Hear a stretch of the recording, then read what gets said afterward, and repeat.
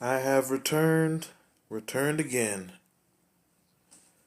AEW Collision Week 2. Before I get into that, salute all the new subscribers, what have you. I got a lot of content coming. Someone contacted me saying they wanted more of the LeBron James Last Dance. If you want that series to continue, a tremendous series, hit the Cash App. Um, obviously, I just released the NBA draft results, review, what have you. Um, Shorts on certain clips. Just put up the shorts of Shaq breaking rims. What a monster Shaq was in his day. Now you got these soft ass centers like Embiid. But shout out to the Joker, foreigner.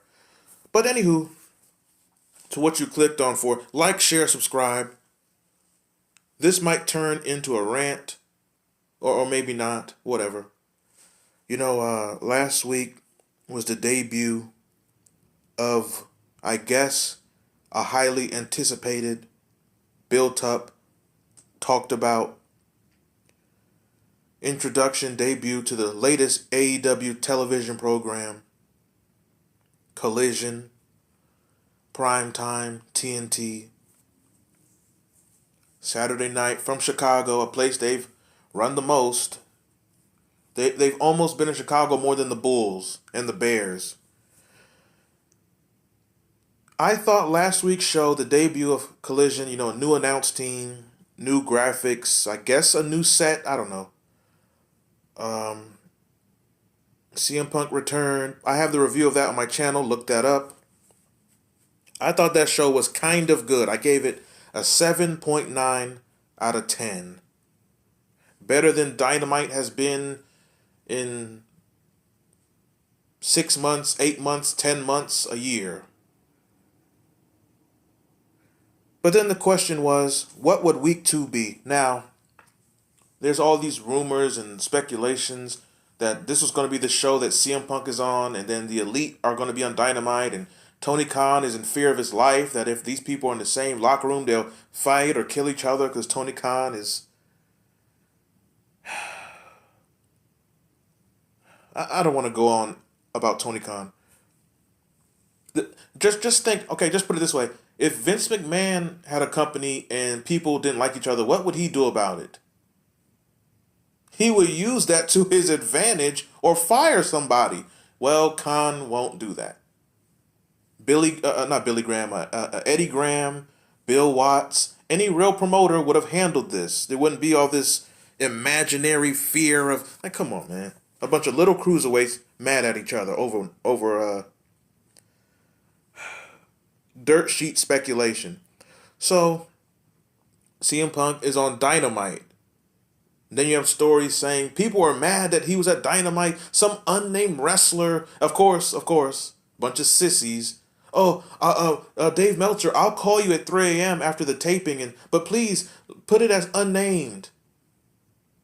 The person was probably John Moxley. I don't know, Kazarian, some cocksucker. Unnamed source was furious that CM Punk was there. Was it Colt Cabana, that small hat? More on the small hats later. Then it comes out, Collision's debut episode did 800,000 viewers, almost the same amount that AEW had done that same week. Now, I believe the latest Dynamite did around 900,000. Maybe it was because, people thinking CM Punk would be back, and he was. They did a taped promo video of the Elite backstage, which got booed by the Chicago crowd. Chicago crowd will boo the Elite, cheer CM Punk, and tonight it was in Canada. Canada is the home of Kenny Omega. CM Punk was thoroughly welcomed, but we'll get into that later. Did you like the video? Now, this show begins, and it was announced on Dynamite it was going to be last week's 6-man tag, just take out Samoa Joe, and add in Ricky Starks, and add in Billy Gunn's twink sons. So basically it's the same main event as the debut. Just Samoa Joe is at the buffet line with EC3. So They also promoted that one of the transvestites will be on this show. So immediately I'm turned off. I am not about to watch fruitcakes wrestle. Or disrespect. Can you imagine, I mean, Luthez, Bruiser Brody rolling over in their grave? They got transvestites in wrestling now on primetime television. They got them in TNA. They probably got them in NXT. This business is dead. But this business is content. Because people want to hear the truth. Not all this Solo Monster and all this JD from New York trash. All these, even Cornette. Cornette rants, but Cornette hates everything except if you're an atheist like him. Have you seen Cornette's wife? I heard she tried to tongue kiss Kenny Bolin at the wedding. Two big honkies, just built like buses. So, I'm already disgusted by this second episode before it begins. Also, AEW, who always has no focus. AEW, who's always doing a million things at once. In the middle of CM Punk's return, pushing these satanic agendas, CM Punk with that rainbow trash. This protect rainbow kids. No, you know how you protect kids? Don't have them thinking they should be transvestites when they 10, Dwayne Wade. That's how you protect them, is informing them of what homosexuality is. That's how you protect them, is keeping them away from it, not allowing them to do it, you idiot. But CM Punk is an atheist, and he suffers from typical white male syndrome. Another fake liberal, fake Democrat. Fuck him. Personally, fuck him. As a wrestler, he's a legend, he's the biggest star they have. But personally, fuck you and your demonic atheist views. Your wife looked like the manager at Cracker Barrel. So they start off this show immediately. The biggest problem in wrestling, amongst many I've already talked about in this video, is originality, creativity. See, when you're a creative person, you don't have to try. It just pours out of you. Pause. A creative person is just creative. They don't have to think. They don't have to try. Well, no one in wrestling is creative. So that means if I'm a writer or a booker or if I'm a wrestler who gets to do what I want, I'm just going to do some shit from 20 years ago. Well, Tony Khan did some shit from almost 30, 35 years ago, meaning Collision Week 2 starts out with a Saturday night's main event ripoff. In the 80s, when Titan Sports, the World Wrestling Federation, World Wrestling Federation, it just sounds powerful. WWF. When they had Saturday night's main event on NBC, they started out the show with a 10-second, 15-second rotation of wrestlers. Hogan talks, and then Rude talks, and then Heenan talks. It was a rotation of wrestlers. Eventually Heyman stole that concept in ECW, and he called it the what was that? What was that movie in the 90s? He called it what was that Quentin Tarantino movie? The Pulp Fiction promos. Basically, Pulp Fiction promos in ECW 96, 97. Which I believe Heyman stopped doing that for some reason. I think 99, 2000 he stopped doing it. Or maybe earlier. He seemed to stop doing it, but he used to do it. But that's a great way to get every character, get them on the show, get them speaking, get them in front of a camera talking. I don't know why most companies don't do this. The problem is this is another ripoff. Saturday Night Wrestling, Saturday Night's main event. The problem is this company is a contradiction. This whole company's premise was, we're going to outdo Vince McMahon and his history. But all they do is copy it and do it worse. Or copy it, do something, and then it just reminds you of the people who did it originally. For example, in the main event of this show, Ricky Starks, he has this pose that he does where he puts he takes his hand and looks at his hand. Okay, Booker T. But then he puts his hand on his forehead. Great. Sort of Fandango-ish. He already acts like The Rock. And then he did the DX crotch chop. It's like, Jesus Christ. Like, everyone in this company is just a created player of some 90s wrestlers. I think he even went for the pedigree. But more on that later. Like the video, share, subscribe. Hit the Cash App. All my hard work, you vultures. So anyway, they do the Saturday night's main event. Oh my god. Saturday night's main event, Pulp Fiction, with CM Punk, FTR, and Starks. And then they go to the Bullet Club and the Ass Twins. They put the Rainbow Uso, Nia Rose, in the intro video. I'm already disgusted even more. Live from Toronto, Canada. This show was horribly written. This show was horribly formatted. I'm not wasting no time. This show was like, whoever wrote last week's show, like either they did they die? Like who wrote last week's show? Because they could not have wrote this week's show. This show was trash. This show was horribly written. Tony Khan, he does not know how to book. He does not know how to hype anything. He's a mark. He's not an event planner. He's not a promoter. He's a fan of Dave Meltzer's opinion who has his father's money. He's Dixie Carter, except her penis was bigger. Ask Hernandez. This show starts out with Tony Schiavone in the ring, and then Jericho comes out. Chris Jericho. It's like everything. This company should be on the logo channel. Everything about this company is homosexuality. What the hell is this? This is supposed to be a wrestling show. Why is Chris Jericho coming out wearing his wife? He's wearing his wife's heels again. His glittery wife heels.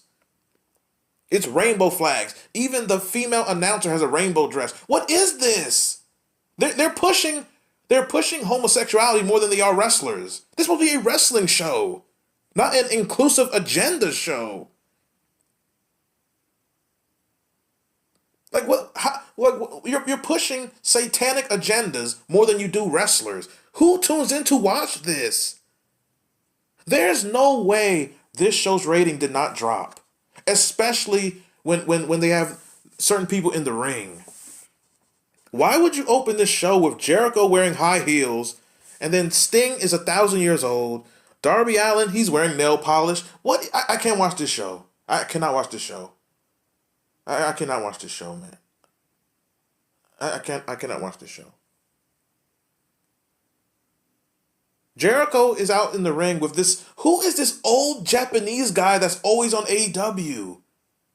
This old Japanese guy, and like whoever gives him a haircut, his barber clearly has Tourette's because this guy got streaks and road signs carved in his head. Who is this? Why is it? Why? Who are all these old motherfuckers? Get these old cocksuckers off my TV. Where's Jeff Jarrett? Fast forward this segment 10 minutes, and they still talking. Darby Allin, he's getting somewhat better on the microphone. He's still not fully comfortable. Some Jap named Naitos comes out, and he's dressed like Pimpin' Ken. He's dressed like Sinful to P on the blade. He's dressed like Don Bishop Magic Wand. Then Rusev. I mean, this show. What the hell was this? Rusev does an interview backstage in front of a jack-o'-lantern, and he does an atheist interview. So this company, they don't have storylines. They don't have characters. They're pushing homosexuality and atheism. Rusev does an atheist interview. He does an illogical interview. First he says he's given up on God. He's given up on winning gold or something, or gold. And he said he even gave up on his slut wife. Rusev's character is, I've been in exile for a year, and now I've given up everything in life, including God and my wife. So is he about to penetrate Sonny Kiss? Like what? This interview made no sense. Then he said that he's now gutless. He said he's gutless now. This is the most illogical interview I've ever seen. The way he was talking in this interview, it sounds like he's about to Chris Benoit his family or the entire locker room, and I wouldn't be opposed to if he did it to the locker room. Like, what the? This is the most illogical interview. What the hell is he talking about? Who wrote this? Who books this shit? This company is obsessed with promoting agendas. Fuck this company and Curlhead Khan. Is Tony Khan going to book the BET Awards tomorrow? That's another fruity fest. Then you have Cringe Strickland. He comes out. Gold teeth, platinum teeth. That shit is so 1998. That shit is so 1988. That shit is so 2003. Cringe Strickland. Not Swerve. Cringe. Another auto-tune rap. Oh, God. He's terrible. He does this. Everything about current wrestling is these people are acting like wrestlers instead of being wrestlers. They're acting tough. They try to act like they believe this bullshit instead of being. These people are not even good liars. Tanahashi versus Cringe. This match just happens. Was this even built up? Did they even build this up? Hiroshi Tanahashi is like a Japanese legend. He's like he's like Japan's Cena for the last 20 years. They're a top guy, pretty much. He just appears on the show. He's just on the wrestling show, just wrestling versus some mid-card loser. What in the 1999 WCW fuck is this? The Jap wins. And since this is on TNT, MJF appears on the Turnertron, not the Titantron, the Turnertron, and he has some taped interview running down Hashi, whatever. This show has already turned me off in many ways. Then you have the some Illuminati guy, some Illuminati fake Bruiser Brody King faces Andrade. Skip this match. Buddy Matthews, who might be the most talented person in this company, great physique, serious, looks like a grown man, good athlete, can do brawling, submission. He can have a good match with anybody. He might be the most talented person in this company. I don't know if he can talk because they never let him talk, but he runs in, beats up the Mexican. Then Christian, once again, I said it last week. This company's managers have no chemistry with who they manage. Christian and Luchasaurus, they don't look like they should be next to each other. Christian is old and tired. I'm sick of his turtlenecks. Christian looks like he has erectile dysfunction. I'm sure Tony Khan can confirm or deny that. But he arrives with his TNA theme. It's like, you should not want people to remember TNA. Please do not bring back their theme songs. Him and Bootleg Abyss, aka Luchasaur Ass, appears. Christian does the Mickey Mouse Canada sucks, even though I'm from here, and your hockey team sucks. Like, all this, come on, man. Man, come on. Man, get this 4-year-old heat out of here. Another Jap appears, and his promo is subtitles. I'm sure Dave Meltzer knew every word. This episode is trash, with more bussy to come. Great, and then Willow Nightingale, who's an alright talent. She faces a grown man named Nyla Rose, a grown man. And this Rose person, they're not over. They have no heat. The crowd does not react. Even when this transvestite does the Ric Flair chops, the crowd don't even woo. So why is this person in this company? They don't even get over. I guarantee this match with the transvestite and Willow Nightingale, this is when the ratings really dropped. I guarantee it. Scorpio Sky, and they disrespect Owen Hart by putting a transvestite in his memorial tournament.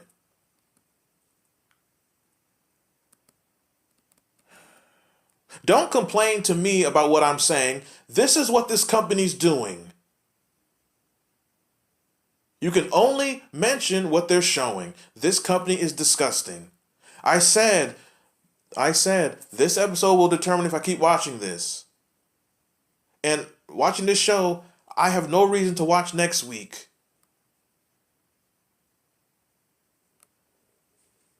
It's disgusting. How you can argue, if you argue with what I'm saying, that shows you're a Luciferian, and you're a puppet, and you're a slave, and you're a follower.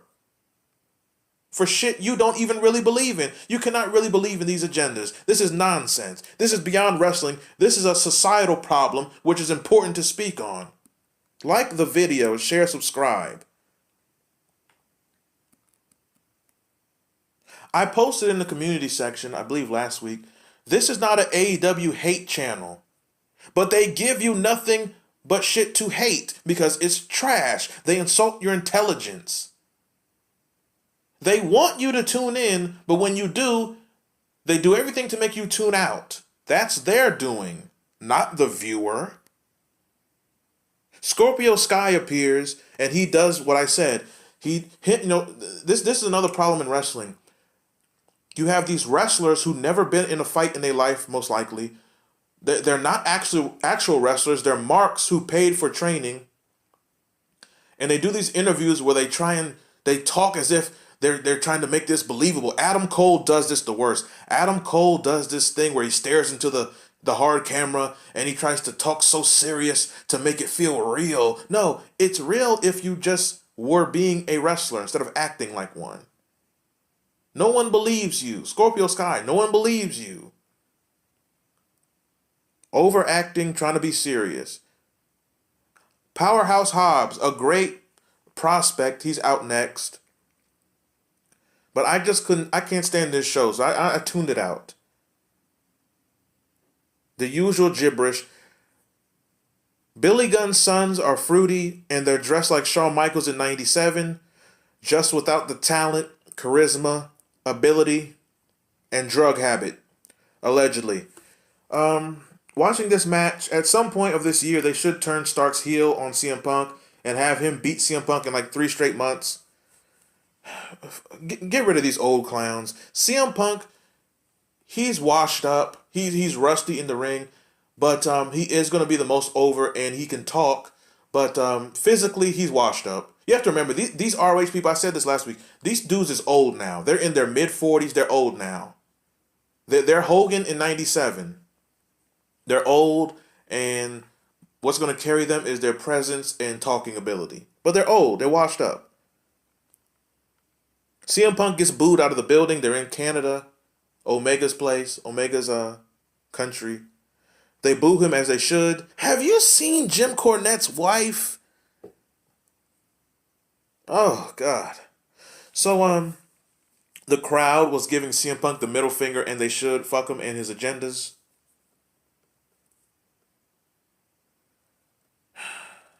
You know, in my last few AEW reviews, I don't believe Paige has shown up in AEW, but it doesn't matter because the fact is Paige is, in fact, in AEW. T-shirt coming soon, but will you buy it? Oh God, when this main event is happening, CM Punk, FTR,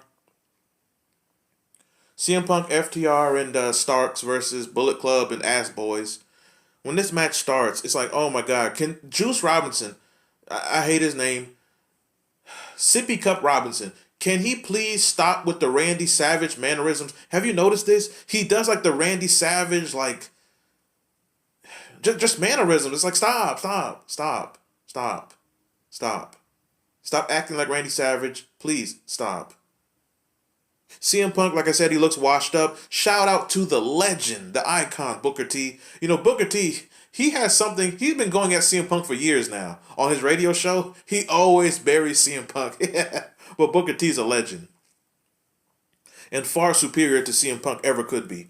Shout out to him. Can they please get Pete Davidson the fuck off my TV? They go to a commercial. I'm sick of Pete Davidson. He has no talent. He has no charisma. He's not funny. He looked like he's been on a drug bender for 16 centuries. He only exists because he's a small hat. They get back from commercial. They do a spot where there's a million spots. The one of the FTR guys, them FTR guys, man, they look like they would be in a bussy nightclub in San Francisco, dressed like, you know, an Indian or a police officer with the assless chaps. They look like that, man. They look like they somebody's rainbow daddy. Like they just wear leather and get spanked with whips. They look like that. I don't like these two. Oh God. Two stubby dicks. Like the FTR guys, man. And they push that agenda too. So fuck them. Have they picked up Cornette's wife? Oh, Jim Cornette's wife, that bitch is built like King Kong Bundy with the 5 count. Oh my god, just a big Bam Bam Bigelow back having bitch.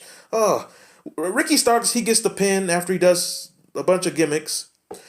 I mean, not Ricky Starks. Jesus Christ. Jay White pins Ricky Starks. I thought this was a good. This was actually good.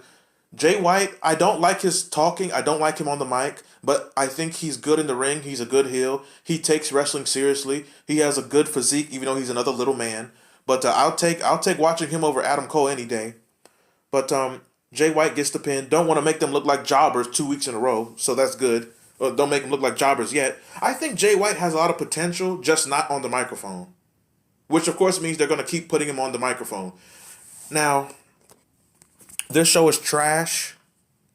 Last week, I gave the show a 7.9 out of 10. Last week's show couldn't even get an 8 from me. I gave last week's show a 7.9. This week's show was embarrassing. It was cluttered. It was horribly structured. This show gave you no reason. It gave you no reason to tune in to Dynamite. It gave you no reason to tune in next week. Another thing, the AEW game is coming out this week. If you pre-ordered it, I believe you get it early on Wednesday, which I did. Follow my gaming channel. The link is in the description. Wednesday, Thursday, I will be live on my gaming channel playing the AEW game live. Showing it off, what have you. Pause, that's what she said. But I don't know, maybe I missed this, but where's the commercials for AEW for the video game? Where's the ads? Where's the promotion? I've seen none. Like, does this company know how to do anything right? Are they giving out free cheeseburgers with the game like they did the pay-per-view? Like, please. This show, this show was so disgusting. I don't know what to rate it out of 10. I was amused by CM Punk being booed, and he kind of played heel to the crowd. The atheist rainbow agendas in this show is just disgusting. I'm giving this episode, I gave the first episode a 7.9 out of 10. I'm giving this episode a 0.9. As like a 0.9, like not even a 1. This episode was a 0.9 out of 10. Until the next time, like, share, comment, subscribe. Don't make me block your comment. That is it.